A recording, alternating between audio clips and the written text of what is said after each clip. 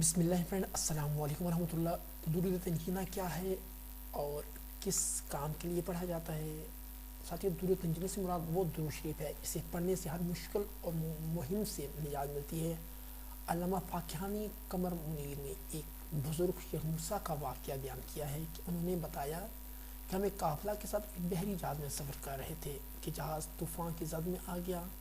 یہ طوفان قہر خداوندی بن کر جہاز کو ہلانے لگا۔ ہم لوگ یقین کر بیٹھے کہ چند لمحوں کے بعد جہاز ڈوب جائے گا اور ہم لقمہ اجل بن جائیں گے، کیونکہ ملاحوں نے یہ بھی سمجھ لیا تھا کہ اتنے تند و تیز جہاز سے کوئی قسمت والا جہاز ہی بچ سکتا ہے۔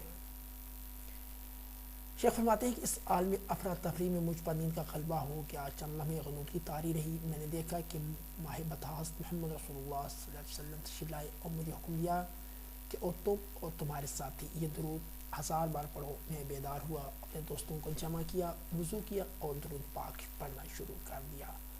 ابھی ہم نے 300 بار درود پاک پڑھا تھا کہ طوفان کا زور کم ہونے لگا۔ آہستہ آہستہ طوفان رک گیا اور تھوڑے ہی وقت میں آسمان صاف ہو گیا اور سمندر کی سطح پرامن ہو گئی۔ اس درود پاک کی برکت سے تمام جہاز والوں کو نجات مل گئی۔ ساتھ ہی اس درود پاک کا نام تنجی یا تنجینہ رکھا گیا۔ اس کے بے پناہ فضائل ہیں اور بزرگان دین نے بارہا مرتبہ آزمایا ہے۔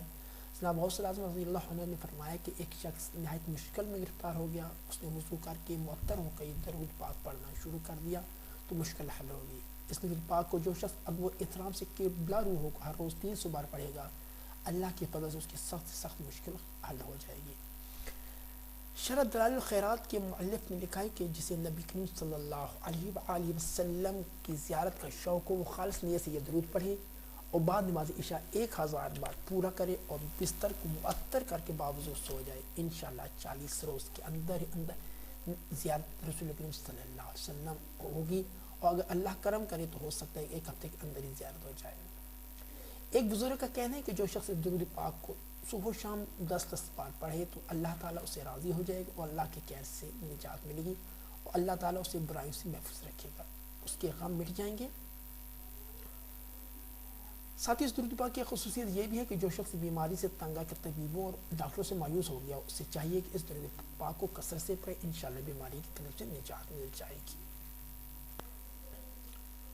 بسم اللہ الرحمن الرحیم۔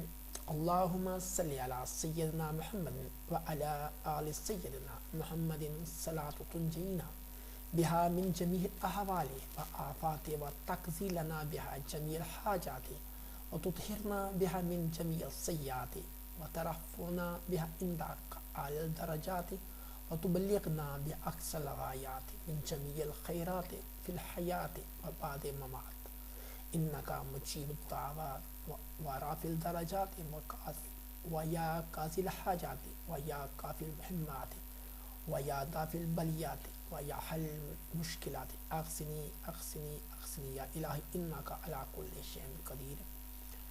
شروع اللہ کے نام سے جو نہایت مہربان بڑا رحم والا ہے۔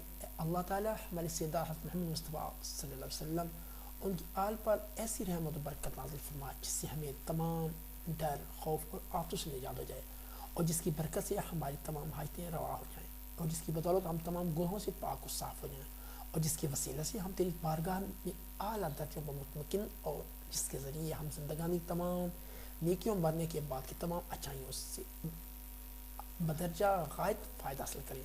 خدائے پاک، تحقیق آپ ہماری دعاؤں کے قبول فرمانے والے ہیں اور ہمارے درجات کو بلند کرنے والے ہیں، اور ہماری حاجتوں پر حل لانے والے، اور ہماری بلاؤں کو رفع کرنے والے، اور ہماری سخت مشکلات کے حل کرنے والے میری فریاد کو پہنچے اور اسے اپنے حضور تک رسائی دیں۔